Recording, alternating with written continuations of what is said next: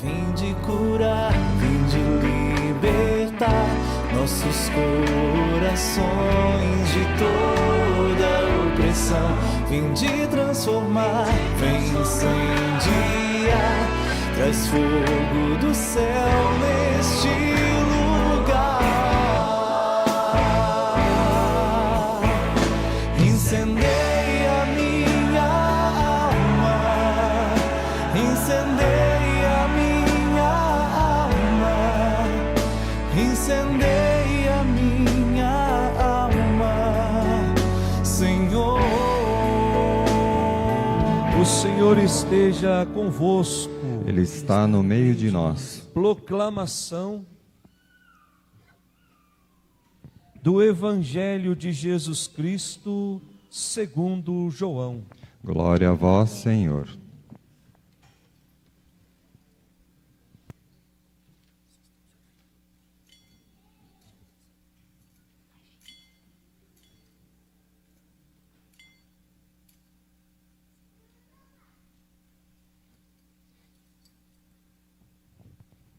Ao anoitecer daquele dia, o primeiro da semana, estando fechadas por medo dos judeus as portas do lugar onde os discípulos se encontravam, Jesus entrou e, pondo-se no meio deles, disse: a paz esteja convosco.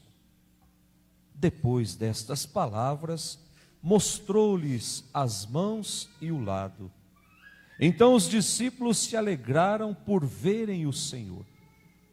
Novamente Jesus disse: a paz esteja convosco. Como o Pai me enviou, também eu vos envio. E depois de ter dito isto, soprou sobre eles e disse: recebei o Espírito Santo. A quem perdoardes os pecados, eles lhes serão perdoados. A quem os não perdoardes, eles lhes serão retidos. Palavra da salvação. Glória a vós, Senhor. Que as palavras do Santo Evangelho perdoem os nossos pecados. Amém.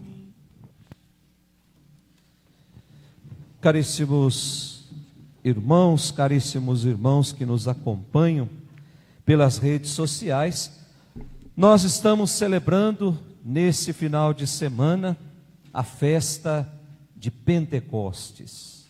Portanto, hoje nós somos convidados a refletir sobre o Espírito Santo. O Espírito Santo como um dom de Deus. O Espírito Santo que nos renova. O Espírito Santo que nos transforma.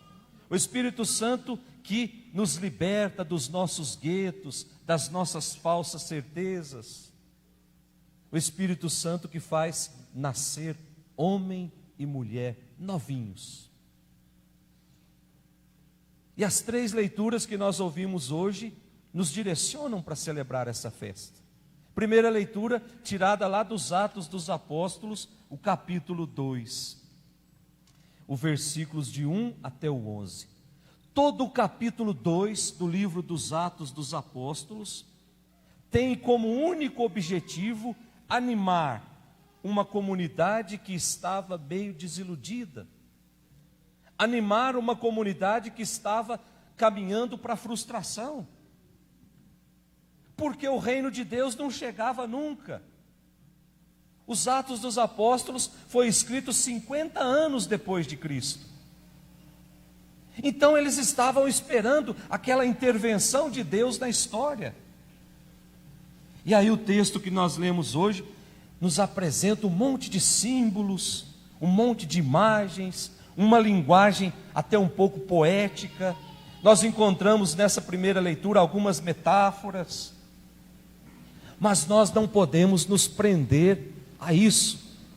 Tinha um professor meu de teologia que dizia que as entrelinhas das Sagradas Escrituras, elas têm muito mais a nos dizer do que as próprias linhas. Então nós não podemos nos prender somente a essas imagens, porque o essencial não é isso. O essencial é a catequese do autor sobre esse tema. O fundamental, portanto, não é a beleza do texto, e sim apresentar uma igreja que estava nascendo como uma comunidade que nascia da experiência de Cristo. Uma comunidade que nasce de Jesus. Uma comunidade que é assistida pelo Espírito Santo. Uma comunidade que é chamada a testemunhar pelos 4 cantos da terra esse projeto que Deus tem para cada um de nós, que não é outra coisa senão nos libertar do nosso egoísmo, senão nos libertar das nossas misérias, nos libertar das nossas certezas muitas vezes falsas. Então, quando se fala de libertação dentro da Sagrada Escritura, nós precisamos entender dessa forma. Não é essa libertação que muitos anunciam por aí há muitos anos, mas é uma libertação que começa dentro do nosso coração. E todos nós precisamos nos libertar de alguma coisa. O reino de Deus vai acontecer de forma efetiva na nossa vida quando eu me dispor a jogar para fora do meu coração aquilo que muitas vezes impede que o reino aconteça. Mas o que era essa festa de Pentecostes?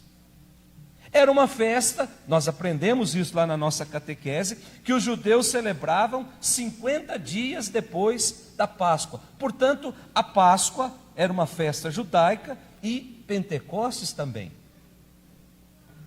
Passado esses 50 dias depois da grande celebração da Páscoa, que também era uma festa agrícola, agora se celebra Pentecostes, outra festa agrícola, no qual todos os judeus agradeciam a Deus pela colheita do trigo, colheita abundante. Então vamos fazer uma grande festa.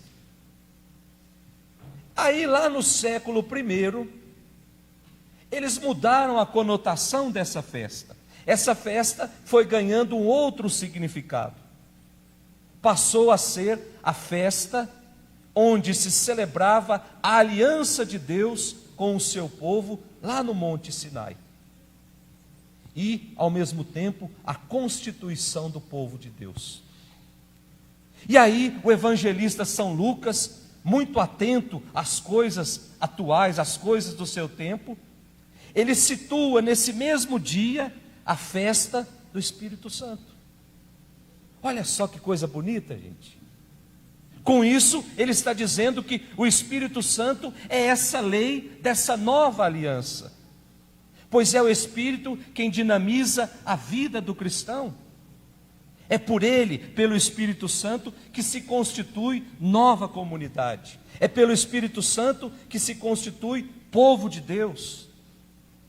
É pelo Espírito Santo que se constitui a comunidade do Messias, que vai viver não mais da lei escrita na pedra, escrita na tábua, mas essa comunidade vai viver da lei escrita no coração de cada um.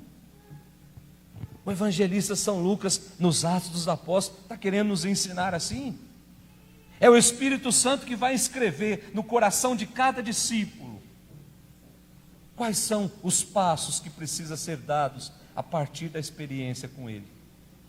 Portanto, esse Espírito é apresentado como a força de Deus, pelos símbolos do vento, do fogo, das línguas de fogo, ou seja, a identidade cultural daquele grupo. Mas é também uma maneira de se comunicar, de estabelecer laços duradouros entre as pessoas. Ou seja, de criar novas comunidades. Portanto, quando os Atos dos Apóstolos nos diz que estão falando outras línguas, não é outra coisa senão criar novas relações, criar a possibilidade de superar o nosso egoísmo, criar a possibilidade de superar as divisões. A comunidade que nasce é comunidade onde a ação de Deus, pelo Espírito Santo, modifica profundamente as relações humanas, levando à partilha, levando à vivência do amor. Portanto, eu não mudo o meu coração se não tiver a ação do Espírito Santo ali. Eu não consigo mudar o meu jeito de pensar, o meu jeito de agir, se não tiver a ação do Espírito Santo ali dentro. E aí diz nos Atos dos Apóstolos, todo mundo vai escutar a proposta de Jesus. E terão a possibilidade de ingressar, terão a possibilidade de integrar essa comunidade da salvação, onde se fala a mesma linguagem, a linguagem do amor, a linguagem da partilha. É assim que o mundo vai reconhecer a nossa intimidade com Deus, quando nós vivermos no mais profundo do significado a palavra amor. Amor não como amor eros, como amor filia, mas como amor ágape, amor doação. São nesses gestos que o mundo vai reconhecer quem de fato segue Jesus. Porque talvez nós podemos falar bonito, nós podemos defender belas teses de teologia, mas se no nosso dia a dia nós não vivenciarmos esse amor, nós vamos ficar passando como bobos por aí. Aquele que fala, mas não pratica aquilo que fala. Depois a nossa segunda leitura, a carta tirada da 1 Coríntios, capítulo 12, versículos de 3, depois o 12 e o 13. É exatamente sobre isso que Paulo vem dizer. Paulo está querendo dizer, a partir dessa leitura, que não existe no nosso meio cristãos de primeira categoria e cristãos de segunda categoria. Nós temos a tentação de achar que aqueles que estão chegando agora são inferiores a nós. As nossas comunidades estão repletas de pessoas, porque reza o terço lá há 30 anos, se acha mais santo do que aquele que experimentou Jesus pela primeira vez. E assim nós vamos naufragando as comunidades, nós vamos nos perdendo pelo caminho, porque nós colocamos dentro de nós essa coisa do mundo, que quem fala mais bonito é melhor do que aquele que não fala, de que quem dá uma grande oferta na igreja é melhor do que aquele que dá uma moedinha. Nós estamos alimentando isso dentro de nós e nós vamos nos perdendo pelo caminho. São Paulo está querendo dizer, não existe cristãos de primeira categoria e de segunda categoria. O que é importante, diz São Paulo, é que os dons do Espírito que Deus colocou no coração de cada um de nós resulte no bem de toda a comunidade. Ou seja, aquilo que Deus me deu precisa estar a serviço do outro. Deus me deu o dom da palavra, então tem gente que precisa dessas palavras. Deus me deu o dom do serviço, tem gente que precisa dos meus serviços. Hoje o mundo nos impede de abraçar, mas tem muita gente morrendo porque não foi abraçada, porque não experimentou o perdão. E isso Deus colocou no nosso coração. E nós podemos fazer isso. Portanto, isso não me faz melhor do que ninguém. E São Paulo é muito claro. E aí ele compara a comunidade com um grande corpo, onde existe vários membros. E apesar da diversidade de cada membro, apesar da função de cada membro, o corpo é um só. Aí lá nas aulas de biologia nós aprendemos que o corpo se divide em 3 partes, né? A cabeça, tronco e os membros. A cabeça se divide em 2 partes, o crânio e a face. O tronco se divide em 2 partes. Depois, os membros se dividem em membros superiores e membros inferiores. Portanto, dá um total ali de mais ou menos umas 15 peças. Cada um com uma função diferente. Mas essa função, ela só alcança a sua eficácia se ela estiver integrada numa comunidade que se chama corpo. E aí São Paulo está dizendo, nós somos assim também. Cada um de nós pensa de um jeito diferente, mas se nós estivermos ligados ao corpo, cuja cabeça é Cristo, dentro de nós vai correr o mesmo Espírito. Da mesma forma que corre o mesmo sangue em todos os membros. Um membro fora do corpo não serve para nada, gente. Experimenta cortar um braço e colocar em cima da mesa lá da sua casa, para ver se naquele braço vai crescer um outro corpo. Ele vai apodrecendo e vai terminando. E assim somos nós longe de Cristo. Assim somos nós quando resolvemos navegar sozinho nesse mundo. Nós vamos nos perdendo, a nossa intimidade com Deus vai apodrecendo, e aí nós não vamos servir para nada. Ou até mesmo nós vamos criar um Deus à nossa imagem e à nossa semelhança. Nós não vamos ser mais o Deus, o homem, o filho criado à imagem e à semelhança de Deus. Aí nós vamos modelando Deus do nosso jeito. Deus que atenda aos meus caprichos, Deus que atenda às minhas vontades. E aí nós estamos carimbando na nossa alma a frustração. Nós estamos carimbando na nossa alma o inferno, porque corpo sem ser ligado a Cristo não vai para o céu. E depois o nosso evangelho de hoje, o capítulo 20 do evangelho de São João. Para quem assistiu toda a liturgia do tempo da Páscoa, deve recordar que nós já lemos esse evangelho lá no segundo domingo da Páscoa. Não sei se vocês estão lembrados, que diz: ao anoitecer daquele dia, o primeiro da semana, portanto o dia da Páscoa. E aí, estando fechadas por medo dos judeus as portas do lugar onde os discípulos se encontraram, Jesus entrou e, pondo-se no meio deles, disse: a paz esteja convosco. Portanto, nós já refletimos sobre esse evangelho lá no segundo domingo da Páscoa. E ele vem nos afirmar que, enquanto Jesus ocupa o centro da nossa vida, o centro da nossa comunidade, nós não precisamos ter medo. Estando fechadas por medo dos judeus as portas. E a partir do momento que Jesus ocupou o centro, que Jesus mostrou para a comunidade onde é que estavam as marcas do seu amor,